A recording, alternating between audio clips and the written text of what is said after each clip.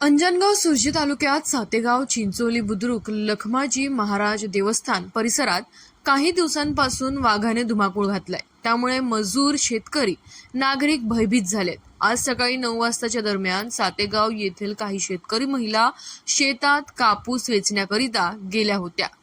कापूस वेचणी करत असताना तुरीच्या ओळीमध्ये हा वाघ झोपलेला होता। महिलांना वाघ दिसताच येथून हळूच पळ काढला। हा वाघ महिलांवर गुरगावला तेव्हा या महिलांनी शेतातून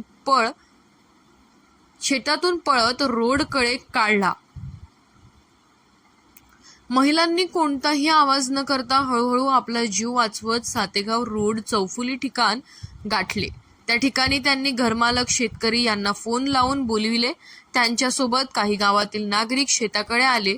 त्यांनी आरडाओरडा करत या वाघाला पळून लावले, परंतु हा वाघ याच परिसरात आपली परिक्रमा करत असून नागरिक चांगलेच धास्तावलेले आहेत। याबाबतची माहिती फॉरेस्ट विभागाचे वरिष्ठ अधिकारी दिनेश वाळके व श्री हते साहेब, वनरक्षक कुमारी मुंडे मॅडम यांना फोनद्वारे देण्यात आली। घटनास्थळावर आमचे संपादक प्रेमदास तायडे, मंगेश इंगळे पत्रकार, संघरत्न सरदार पत्रकार व काही गावकरी शेतामध्ये घटनास्थळावर पोहोचले। तेव्हा ज्या ठिकाणी वाघ झोपलेला होता त्या ठिकाणचे स्थळ पाहून चक्क झाले। दररोज हा वाघ रानडुक्कर, हरिण यांची शिकार करत आहे। या परिसरात चौकशी गस्त वाढवली असून नागरिकांना सतर्क राहण्याचे आवाहन देखील फॉरेस्ट विभागाकडून करण्यात आले आहे। हा वाघ याच परिसरात असल्याच्या चर्चा नागरिकांकडून ऐकायला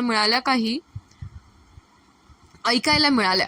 काही रखवालदारांनी सुद्धा वाघ असल्याचे आमच्या संपादकाला सांगितले। या वाघाचा बंदोबस्त करावा अशी मागणी सर्वसामान्य नागरिकांनी केली आहे। Maharashtra star news 1 chief bureau Premdas Jatayde, Anjangaon Surji.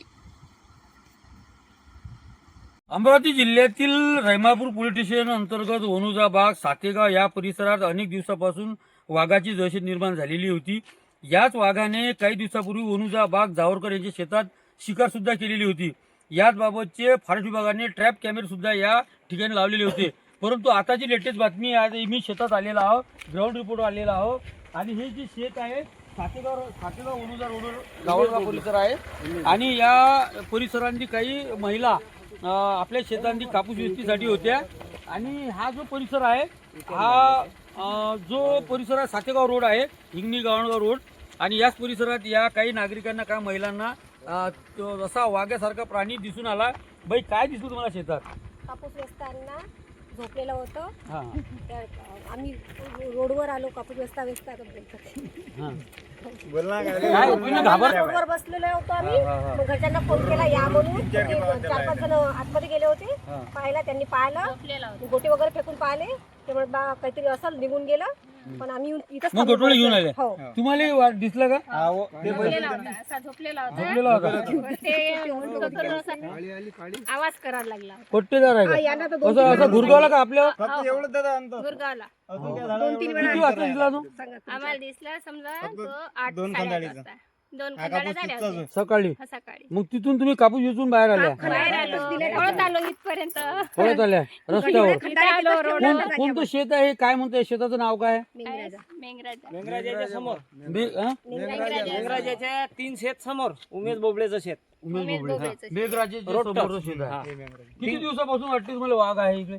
हे 1 महिन्यापासून, 1-1.5 ते महिन्यापासून चालू आहे। तरी आता 15 दिवसापासून जास्त सुरू आहे। 15 दिवसापासून येला इकडे म्हणजे बातमी चालूच आहे। तुमचं नाव काय? युनुस खा तुम्ही सोकारी काम करता या परिसरात? तुम्हाला दिसला कधी वाघ? दिसला नाही, पण ते म्हणतात आता या बायांना दिसला म्हणतात ते. त्या बायाला दिसला, आढळलं 4 दिवसाच्या आधी या चिची खाली पण मुक्कामी उभा असा उबडा नाही दिसला नाही, वापस गेले। त्याच्या आईला दिसला तो प्रत्यक्ष, त्याची आई समोर होती आमच्या वहिनी, तर त्यांना 2 वेळा आवाज आला, त्यांनी तर येईल आवाज दिला नाही वाघ वाघ म्हणून, खंडाळ्या घेऊन धुऱ्यावर आल्या। तर मला कॉल केला घरून येताना, घाबरला मी तसंच आलो। मग आम्ही डायरेक्ट आता काही भीती वाटते तुम्हाला वाघाची?